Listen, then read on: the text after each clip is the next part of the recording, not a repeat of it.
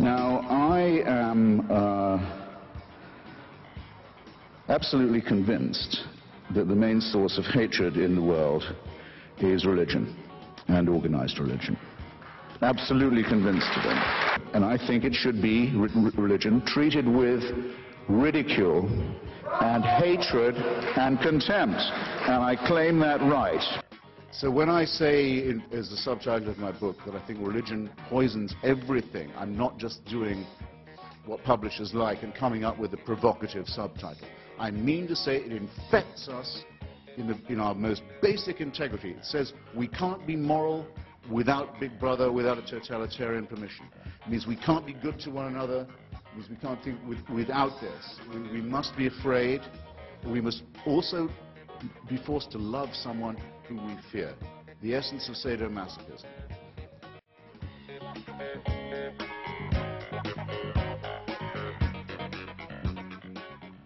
Well, it was two things. One, just the rather obvious liability of religious certainty was made extraordinarily clear on that day. I mean, we were having people flying planes into our buildings for explicitly religious reasons. What was also made clear is that we were going to deny the religious rationale because of our own attachment to our own religious myths. I mean, the only language we could find as a culture to comfort ourselves was to endorse our own God talk. So I suddenly saw faith playing both sides of the board in a very dangerous game, where we as a nation in prosecuting our war on terror, which was obviously a necessary thing to do, though calling it a war on terror I think is rather silly. But we were consoling ourselves with our own religious certainties, you know, very much in the language of Christian fundamentalism. The president comes before Congress and talks about God not being indifferent to freedom and fear. As an atheist, I hear that exactly the way I would hear someone saying Zeus is not indifferent to freedom and fear. I mean, it is an uncannily strange and empty utterance. And yet, our culture is now programmed not to notice how strange and empty it is. And it does really significant work. And so we see things like stem cell research and other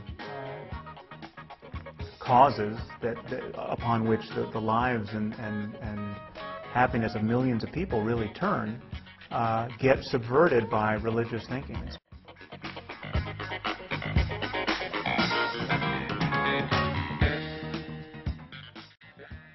Now, this link between religion and morality that really is everywhere in our culture, and which really underwrites religious moderation and religious fundamentalism to a significant degree. This idea that without religion, something fundamental would be lost to us in moral terms. This really is questionable when you look at the books. The truth is that not even, just to speak specifically of the Bible for a moment, not even an Orthodox Jew or a fundamentalist Christian can take God at His word, given how sadistic God is in books like Leviticus and Deuteronomy and Exodus. I mean, if you were going to draw your to-do list out of a book like Leviticus, you would make Mullah Omar of the Taliban look like Franklin Delano Roosevelt.